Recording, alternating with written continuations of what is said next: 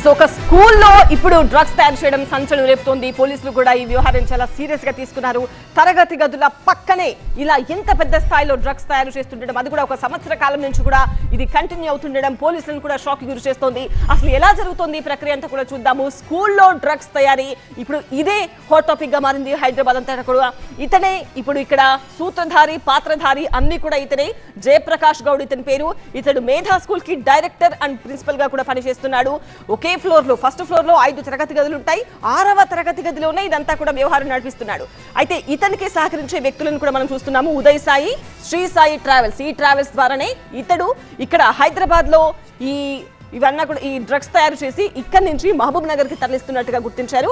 అలాగే courier boy, ఒకవేళ direct గా ట్రావెల్ ద్వారా చేయలేకపోతే కొరియర్ పంపించే వాళ్ళంట. కొరియర్ బాయ్ మురళి కూడా ఇతనికి సహకారం చేసేవాడు. ఇదంతా కూడా మహబూబ్ నగర్, భూత్పూర్ కి తరలించేవారు.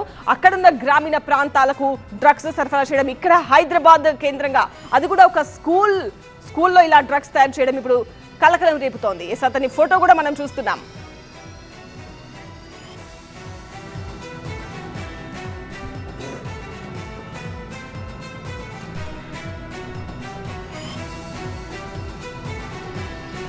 ఈ డ్రగ్స్ తయారీకి సంబంధించి మరింత సమాచారం మా ప్రతినిధి జ్యోతి ద్వారా తెలుసుకుందాం. లైవ్ లో జాయిన్ అయ్యారు. జ్యోతి, ఇక్కడ హైదరాబాద్ లో ఒక స్కూల్ కేంద్రంగా ఇతడు డ్రగ్స్ తయారు చేస్తున్నాడు. అక్కడి నుంచి మహబూబ్ నగర్ పంపిస్తున్నట్టుగా తెలుస్తోంది.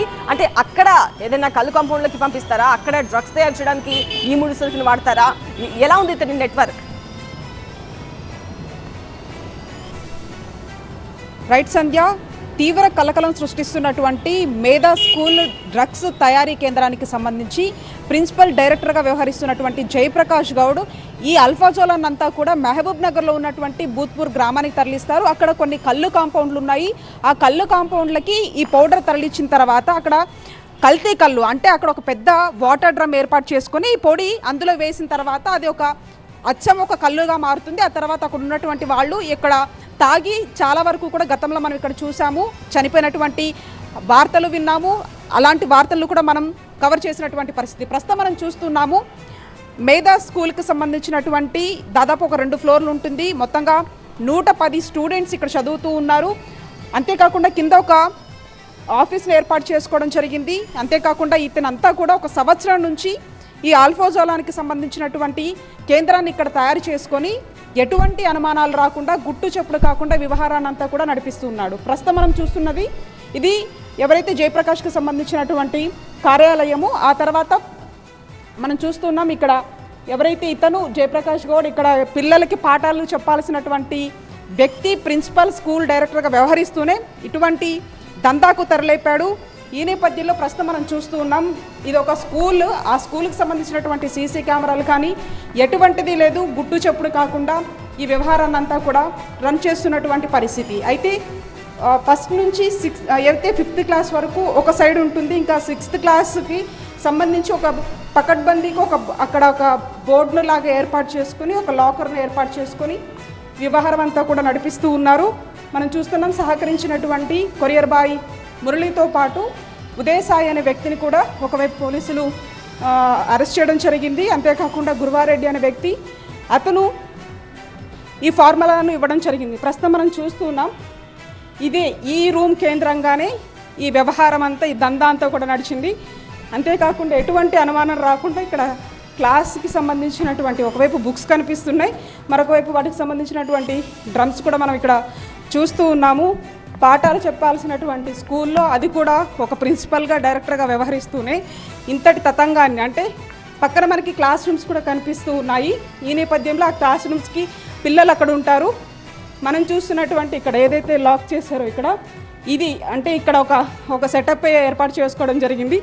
దీని లోపలనే ఈ వ్యవహారం అంతా కూడా రన్ చేస్తూ ఉన్నారు. మనం చూస్తున్నాం వాటికి సంబంధించినటువంటి డీటెయిల్స్తో పాటు ఇన్స్పెక్టర్ ఆఫ్ పోలీస్, హెచ్ఎన్పిఎస్, అంతేకాకుండా టీజీ న్యాబ్కి సంబంధించి, అంటే ఏదైతే ఈగల్ టీంకి సంబంధించినటువంటి ఒకటి ఇక్కడ చూస్తున్నాం. మొత్తం కూడా ఇక్కడ ఒక పకడ్బందీగా ఇక్కడ ఈ విధంగా ఒక కార్డ్బోర్డ్ లాగా ఏర్పాటు చేసుకొని ఈ వ్యవహారం అంతా కూడా రన్ చేస్తూ ఉన్నారు.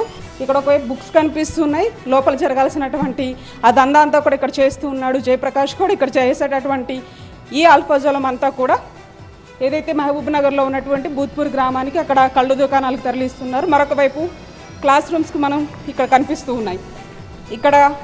ఇక్కడ పాఠాలు నేర్చుకున్నటువంటి విద్యార్థులకు పక్కనే అసలు ఏం జరుగుతుంది అనేది కూడా కనీస అనుమానం రాకుండా ఇక్కడికి వచ్చేటటువంటి టీచర్స్కి కూడా ఎటువంటి అనుమానం రాకుండా ఈ విధంగా తతంగానంతో కూడా నడిపిస్తున్నాడు. సుమారు సంవత్సరం నుంచి ఈ రకంగా ఎన్నిసార్లు ఈ యొక్క ఆల్ఫాజోలాన్ని మహబూబ్ నగర్ లాంటి జిల్లా, అదే భూత్పూర్ కాకుండా ఇంకేమన్నా గ్రామాలకు తరలించారా అనేది అది కూడా తెలియాలి.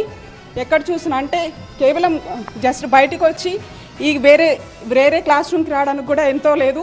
కానీ ఇక్కడ ఏం జరుగుతుంది అనేది కూడా కనీస అనుమానం రాకుండా ఒక సంవత్సరం పాటు ఈ వ్యవహారాన్ని అంతా కూడా నడిపించడం అనేది అందరికి కూడా షాక్ గురి చేస్తుంది. నిన్న వచ్చినటువంటి ఈగల అధికారులు సైతం కూడా అవాక్కైనటువంటి పరిస్థితి. చూడడానికి ఒక క్లాస్ రూమ్ పక్కనే ఈ విధంగా ఒక ఆఫీస్ రూమ్ని, అంతేకాకుండా బుక్స్ కూడా మనం ఇక్కడ చూస్తున్నాం పిల్లలకు సంబంధించి.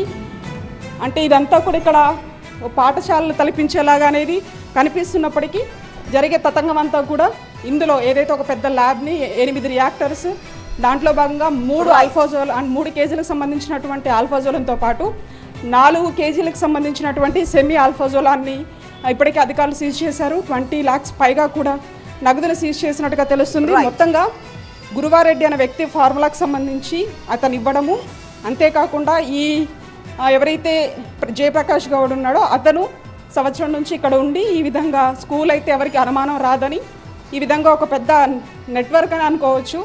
లోపలంతా ఈ తతంగానంతా నడిపిస్తూ ఉన్నారు. ఆ పొన్నంతా కూడా ఈ విధంగా గ్రామాల్లో కల్తీ కళ్ళు తయారీకి ఈ విధంగా పంపిస్తున్నటువంటి పరిస్థితి. మొత్తానికి జయప్రకాష్ గౌడ్ని కూడా ఒకవైపు అధికారులు విచారిస్తూ ఉన్నారు.